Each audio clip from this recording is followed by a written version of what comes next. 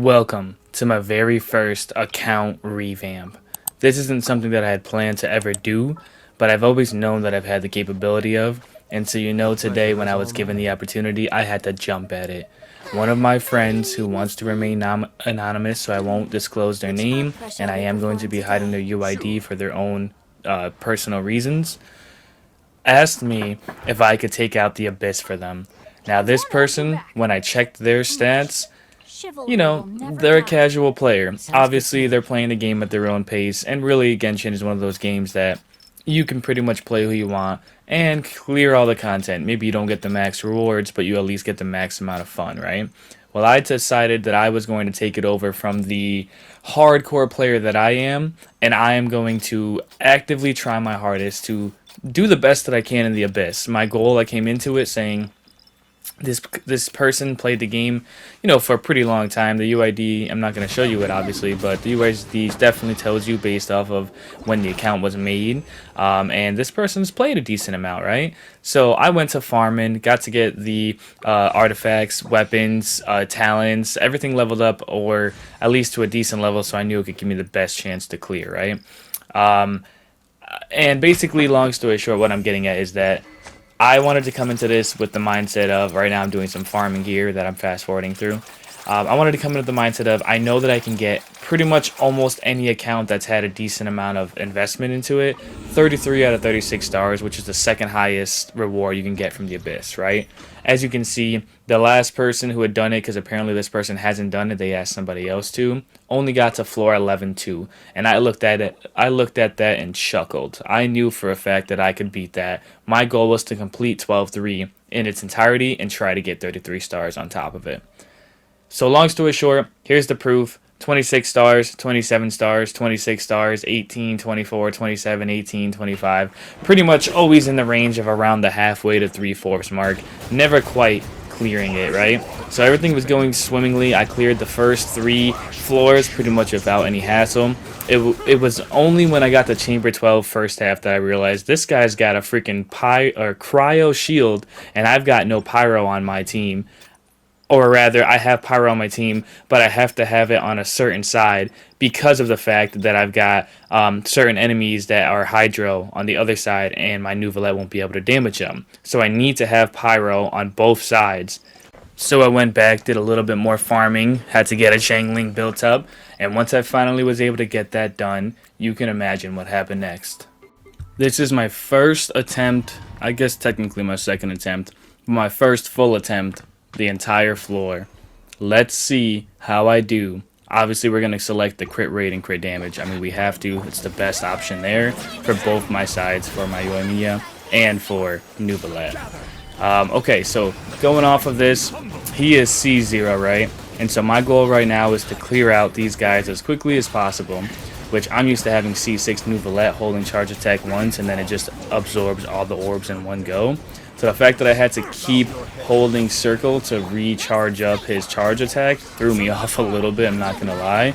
But I got used to it pretty quick because I remember liking that playstyle. Now obviously our Zhangling comes in here for his cryo shield. We already have Nuvolette for the pyro shield, which is why I really needed to have this team solidified with 1 cryo, 1 pyro, because these two guys have an enormous amount of health and a really beefy shield as well. Now luckily, when they have their shield broken, they don't reapply it for a long duration, like almost 30 seconds, I think. It's a pretty long time.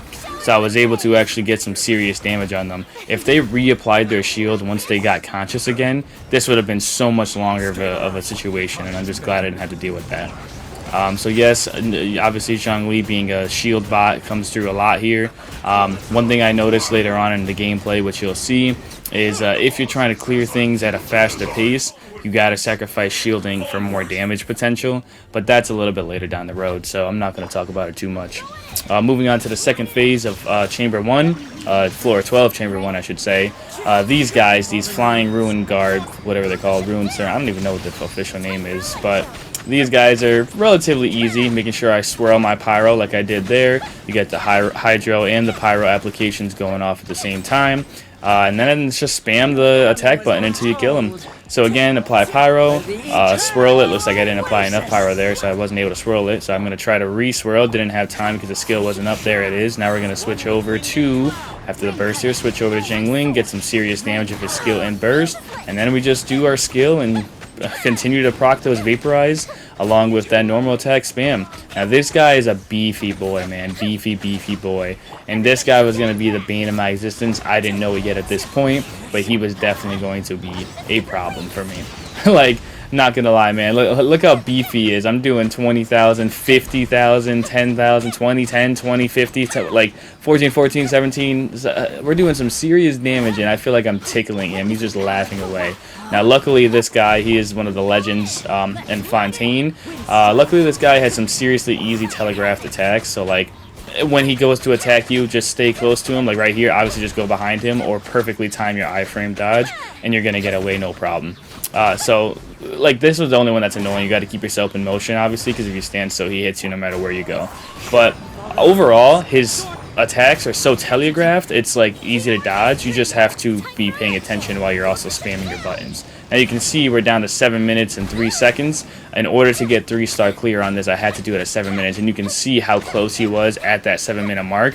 I knew in my head that I could definitely get this done within the time limit. I would just have to change the way I played, stop switching over to characters that didn't matter. Like for instance, switching to Jing Cho there is kind of pointless because he's Hydro, so he's going to be immune, other than getting energy regeneration, which is the only reason why I was switching to him in the first place.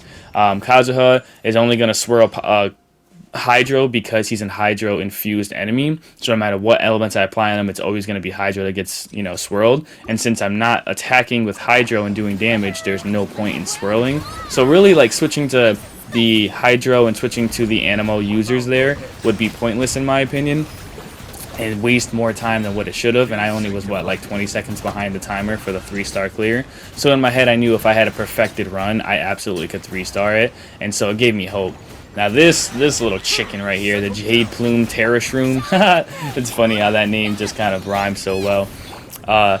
This guy, he's not hard again. He kind of has like 3 attacks basically, and sometimes he alternates between 1, 2, and 3. So when you're shielded, not a big deal, right? When you're not shielded, you just gotta watch which attack he's doing and dodge out of it. You do lose that damage, obviously, because the orbs have already been absorbed from Nouvellette, but at least you stay alive, and you can still be doing damage with sub-DPSs on the field. So either way, long story short, it really was just make sure you execute your dodges properly whenever shield's not out. Otherwise, apply shield.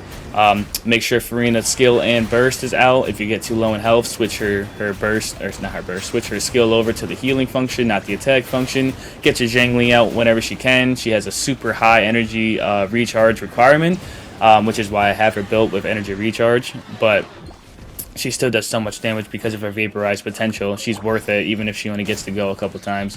So again, I screwed this part up here. I should have done my Bennett skill into a Kazuha swirl, into a Kazuha burst, into a Jingcho skill burst, and then Yoimiya skill into a normal attack. That's what I should have done. That's the most damage I would have gotten out of this.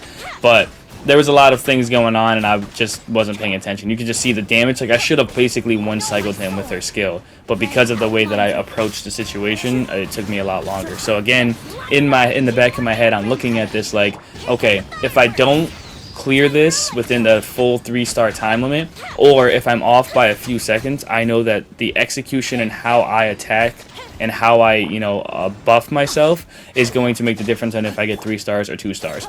Even though he's in this invulnerable phase there, when you attack him with your skills, you still get your energy recharge back. So I switched off the Bennett and made sure I started collecting his skill as quickly as possible, because if you're fast enough, you can actually get 2 skills off before he even stands up and his invulnerability state ends. That way you can do, you can get your burst back up pretty much immediately.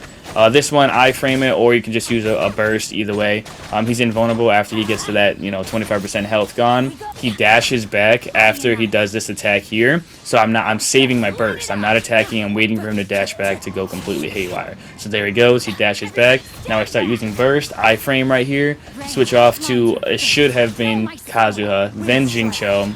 You get the idea. I said this once already. Damn. So he just freaking dashed on me again here. And so now he's attacking nothing. So the 7-minute timer is about to end. In my head, it's my first run. I've already solidified. Ooh, nice iframe dodge there. I've already solidified that I'm not going to be able to 3-star this. But the damage when I am hitting for the max, like after all buffs are in, was so high. I was like, if I execute this perfectly, I feel like I could get it closer to that 7-minute mark. Because this isn't the best showcase of, this isn't even my team. I'm playing on somebody else's account. So, like, if I just take a few moments to learn the rotation and get it down right, the damage that I'd be popping out instead of those 10,000 numbers there, 20, 30, and even 50,000s, like, it's a lot of extra damage. So in my head, I'm like, okay, I 2-starred. I'm probably going to 3-star or 2-star, most likely 2-star on this last one, and I'll get that max reward, or the second highest reward, I should say, of 33 out of 36 stars. Now, just as a little side note, this little guy, I don't even know his attack patterns because I've always used my C6 characters to wipe him out relatively quickly. I just know that he rolls around, and I think it's a funny little attack pattern. But I don't know, like, that right there, him having, like, pyro on the floor and all that. I don't know if I take damage from it. I never really paid attention. I don't know if it lingers, how long it lingers, what his attack patterns are. I've always taken my characters who are C6 and made quick work of him. So the fact that I was fighting him in the Abyss with an even higher health pool than what he normally would, considering he already has a higher health pool than the average open world bosses, because Natlin is just trying to give us more HP so we don't annihilate things in a 2-second span, which I understand and I appreciate, because considering I'm not a whale but I have 4 C6 characters, my enemies are dying relatively fast before sometimes I can even get to the final DPS. I'm just in the middle of buffing, and the overall damage from the characters is killing them before I'm ready to actually use Nuvalet's charge attack or Ayaka's normal or burst. Like, it's just crazy how quickly things die now because of the years of investment we have. Anyways, long story short, I don't know this guy's attack patterns at all, so I had to figure it out on the fly. And it was interesting to see. Like, I didn't know what he did. I just knew that he has a big tanky enemy, and he's probably going to be a pain in the butt. But the fact that he's got a grapple, it looks like he has some kind of dendro grass kind of effect on the floor, pyro as well. Like, all this was new to me. I wasn't sure how long this was going to take, but I was willing to give it my best shot. I knew that I pretty much had, like, until the 5-minute mark or whatever it is that 300 seconds falls under. Which, yeah, because 7 minutes is the 420, so 5 minutes would be the 300 seconds. Okay. So I knew that I had 5 minutes to clear this, and at the rate I was going, it was only going to take me like a couple minutes max for both sides. I wasn't worried about the 2-star. It was really just a 3-star if I was going to be able to get it or not. But yeah, long story short, man, you're watching it unfold live. Same concept as before. You really want to get your Nuvalet skill into your Farina skill and burst. Zhangling burst and skill if you can. Obviously, you're going to have your Zhongli shield up either at the beginning or end of that, depending on how it works, right? So now we have 8 minutes and 38 seconds, I believe it said, to clear out this perpetual mechanical array. Nothing new. We've played this guy before. I knew that if I played my cards right, I could do enough damage to finish this guy off relatively quickly. I know his attack patterns, and I just have to get lucky when he summons his 4 minions on the field. I have to get lucky because one of them is way easier to kill and manipulate than the rest of them.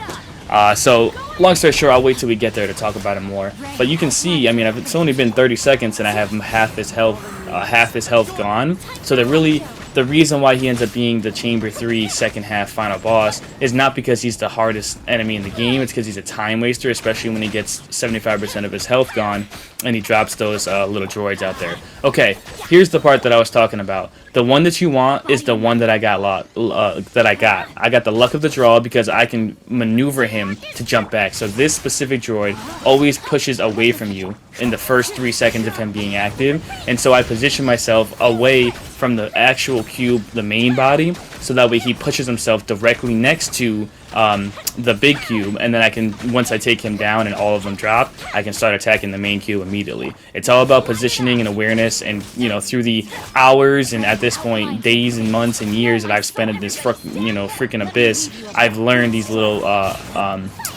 quick ways to make it go a lot faster than what it could go. So long story short, I 3-starred that final one, and I was sitting there like, I know at least one of those I can 100% 3-star, which would be 35 out of 36 stars.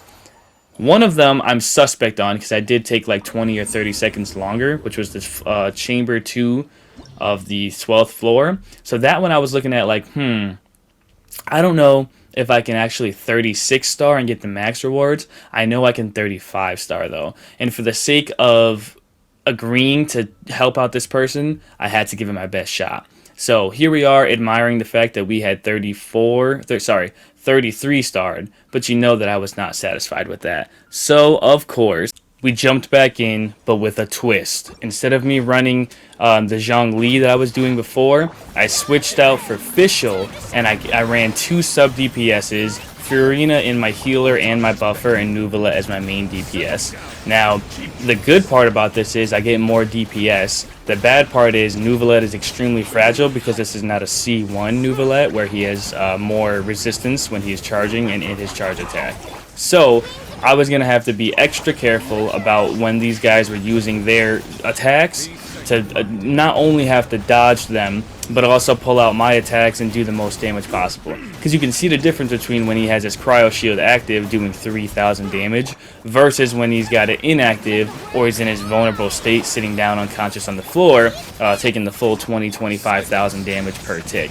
It's a whole different ball game. So long story short, I knew that I was taking a gamble by taking my shielder off and going straight for Arena as the hyper carry for my sustain, but I needed something to do a little bit more damage because I was at like 20 or 30 seconds off from 3-starring when I did it myself, and I was on really good pace here. As you can see, I mean, I should have completed this around that 50-second mark, but I just kept trying to charge attack him to finish that non-existent health bar because I really did not want to have to charge up a full Nuvola attack, and I ended up wasting like 7-8 seconds there, but either way, even with that extra 7-8 seconds wasted, I actually got the fastest clear time I had gotten up to that point because everything was around the 8.5 minute mark, whereas I got it closer to 8:50 on that last run, 8:46, 8:47. So now you can see when I do the proper rotation, use your Bennett's skill, you swirl it, you use his burst, and you use Xingqiu's burst and skill, and then you switch to Yoimiya. I have so much damage left over that I'm actually attacking the next character by the time of the end of the skill from Yoimiya. So I'm doing everything correctly. I'm making sure that my attacks are going off properly. I'm using the skill here to pop those vaporizers. That's where those big 30,000s were coming from Xingqiu, and now we just normal attack here. Now this bad boy finally got to him with 8 minutes and 6, 8 minutes and 7 seconds left. I knew that I had at the perfect opportunity a full minute to kill this guy. I was absolutely going to take full advantage of it. You can see at this point I'd done this whole thing maybe like 10 times. I was trying really hard to get the perfect run, and so I knew that I could do it if I just had execution to the max here. So one thing you guys have noticed, the only 2 that I'm going to carry about here on this run is Bennett and Yoimiya. I am occasionally going to switch on occasion to Xingqiu or to to Kazuha to funnel energy, but I'm not actually using them long term for any other purpose. It's a quick swap just to get energy for Bennett so I can get his burst down, and then it's Yoimiya so I can get the damage in. Luckily everything vaporizes because he's a hydro infused enemy, so there's not really much more I have to really do or think about. It's just iframing properly and getting energy funneled, and that's why I was swapping left and right to the characters, which would be Bennett and Yoimiya. So you can see here 703, 702 with 2 seconds to spare. The gamble paid off getting rid of the Zhongli and going for the Fischl. It was painful. I had a lot of resets because I kept getting knocked out the air, but you know that we had to give it another try because now we had 3-starred floor 1 and floor 3. Here I was with my attempt on floor 2. Things looking somewhat promising. We're down to our last 10 seconds. We've got a Yoimiya burst and Yoimiya skill coming up. And lo and behold, 701, 659, man. I had missed the 3-star on that by a second. A single second. Imagine my pain when I saw that, and I was just so distraught of myself. But I wasn't done. I wasn't over. I knew that I had already 3-starred floor 1. I had 3-starred floor 3. At this point, I was 1 second away from 3-starring floor 2. So I decided I was going to go back in, restart that floor from the beginning because I didn't have max energy for both sides, and redo chamber 1, redo chamber 2, and go into chamber 2 with full energy. So I ran through the entire first chamber again, and got a clear time of, it was like 5 minutes, because not only did I have to get their health down to a certain acceptable level, but then I needed to make sure that I funneled energy to all 4 of my characters so I can go into the next chamber, chamber 2 being the next chamber, with full energy for both my teams. And so I didn't have to worry about an extra few seconds of trying to funnel energy and getting burst up. They were already up at the start of it, so I had an extra few seconds of damage output versus trying to funnel energy. And whenever you're working with anything on the clock, you know that you really got to be on top of those. Nice iframe there. We got him down to about half health, and we're about a minute in. So I knew with how much damage I was getting here. Obviously, it was this stupid chicken was so difficult without a shielder. Having Fischl instead of my Zhongli was definitely painful, because he has a 3 attack pattern. It's not necessarily difficult, but it has a high stagger value. And I wasn't able to use a lot of my Zhang Ling because it required me to be close, right, for the Vaporize procs, but it kept knocking me out the air with his damn attacks. So, like, I was in this rock and a hard place, per se, where I kept getting hit, and I was trying my hardest not to, right? Okay, long story short, now we're moving on to the second part of Chamber 2, and you can see that I actually have bursts for everyone, and when I properly buff up everybody and I use the skills and everything properly, you can see 20, 20, 30, even up to like 50, even 60,000s for the Vaporize. The numbers are going crazy. If I do everything correctly, you can see that I make it to the next character, which I switch immediately so I can start funneling energy for, which is why, if you guys don't know, you can obviously get that energy funneling going even though he's not taking any damage, and so it's a great way to set yourself up since you know that you have a full like 5 or 10 seconds of watching his get up animation. Okay, anyways, now we got about a full minute of being able to attack him, right? Everything's been going so well to this point. Now it's all about iframing, switching the characters to do damage in between the off moments when the things aren't able to go my way, and just making sure that we execute how I know that I'm able to, right? Exactly why I switched to UME here and started attacking, as before I sat here and waited for him to teleport, and that's an extra 2 or 3 seconds, which I was behind by 1 full second when I had done my clear time of 6 minutes and 59 seconds, and that right there had made the difference of me passing or not, right? So little things like that, knowing that I was going to have extra attacks at certain points, perfect iframe dodges, maneuvering around the map at the perfect time, little things like that to make sure we could get done within the right amount of time. But here we are, 20 seconds left. He's pretty much down on his health. All I got to do is a couple more buffs, and it's over. We already knew that, you know, what was coming. It was the writing on the wall at this point. So 7 minutes, 10 seconds, 9, 8. We completed it with a full 8 or 9 seconds still on the clock. We finally got 3 stars on the second chamber, which made our grand total for this new Abyss in 5.0, this first half or second phase, I don't know which one it is, first phase or second phase, 36 stars. The first time that they had 36 starred, and at least the last year, I'm assuming ever. Because if you look at the entire list here, 26, 27, 26, you get the idea. They haven't 36 starred, at least in the last year, and so I was proud to be the first to do that for them. Now, I did actually go into my game chat when I was within the game and record a little snippet for you guys live, so I'm going to allow that to take over and explain and actually show off the builds that I used to complete the Abyss. Alright guys, you just saw me run through the Abyss on a brand new account, helping out a friend who asked me to do their Abyss for them. They have never gotten more than 25, 26 stars, at least in the last year, and we just 36 starred their Abyss. I changed around a lot of things, including artifacts, weapons, and things of that nature. I upgraded some talents. Let's see what we're working with. What did we 36 star this Abyss with? So the first things first, Nubilet, right? Good stats, really good split. His signature weapon, we've got his signature set. The only thing that I would say is bad about this set, if you want to see the stats on these, pause for sure, would be this Sands right here. We definitely want this to be HP, but unfortunately they don't have an HP on set, and we needed to get this Hydro Damage Goblet. So it is what it is. We made work of what we had. Constellation 0, Talents 778. Farina, she actually has a decent split, 151 with 150 recharge. I had to change that recharge because it was not high enough. I gave her this weapon right here. Her on-set 4-piece, looking good. Not too bad. I mean, not the craziest stats, but we got to work with what we have, right? Overall, decent build, not too terrible. C0 and talents of 2, 5, and 4. I definitely need to get those talents up. I can't believe it 36 started with that.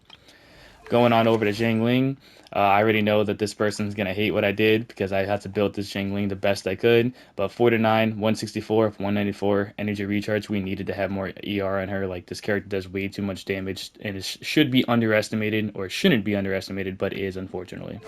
Had to give her the Staff of Homa. They had that, and I was like, "Yo, this is god tier on her. I don't know why we're not using this." I had to find a mix of being able to do burst damage and also being able to get some energy recharge. So we got two piece on her, Noblesse, and then the Emblem of Severed Fate. And I don't even have this leveled up. It's literally level 0, level 20, level 20, level 0, power damage, and again, level 20. So, like, you can see Constellation 6, talents of 3, 7, and 7. Like, the fact that we 36 starring with this, man, it's crazy. I had to change around the Zhongli as well, get him a little bit higher HP so we can actually Osmanthus have better wine tastes the shielding, same as which I that didn't even end up revamp. using when I 36 started because I needed more But where damage, are which is those ironic. who share? So, anyways, I had to switch him to the Black Tassel. Luckily, this person had him at level 70 for our character. They originally had the Staff of Homa. Sorry, I know you hate me because this is one of your faves, but I really needed that shielding, at least for the first parts coming through. Artifacts, Tenacity of the Millilith, and Archaic Petra. Not too bad. I left it as is because honestly his stats weren't too bad. 51, 136. We'll take it. The build is as follows. And again, I'm just going to let you pause it if you want to see what the build was. I'm not going to take too long on it. C0, and then talents of 6, 9, and 10. Thank you so much for leveling up that shield because we needed it. Now, let's move over to the Uemiya build. In my opinion, the highlight of this build, and the reason why I was so excited to actually try this, because I was like, man, there's so much potential here. We absolutely are going to do this. So, Uemiya, an amazing split of 64.6 to 44.8, and energy recharge of 109.1. Had to put the Aqua Simulacra on her because this weapon is so god tier and it's only level 52. It's crazy. I can't believe it.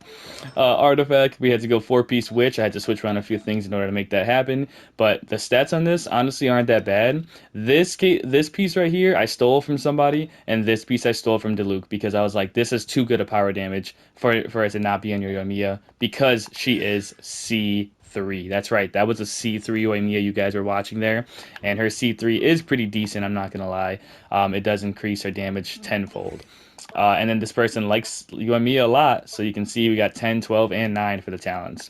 Now bringing it over to Bennett, I did change a few things around here as well. Biggest thing was trying to get more energy recharge. So we got ER of 234.9. We put him on the Skyward Blade. Technically, there are more swords in here that have a higher base attack, but he scales of his buff based off of the base attack of his character, and that includes literally what level he is, like the character level, which is 87 or 90, which is almost perfectly like max level, and then his weapon. The best weapon for him is a Quill of Favonia, right? But we don't have that, and I didn't want to really take any of these other weapons, so I went with the Skyward Blade because it gives a little extra crit rate, crit damage, speed, and also gives energy recharge. Exactly what we're looking for him.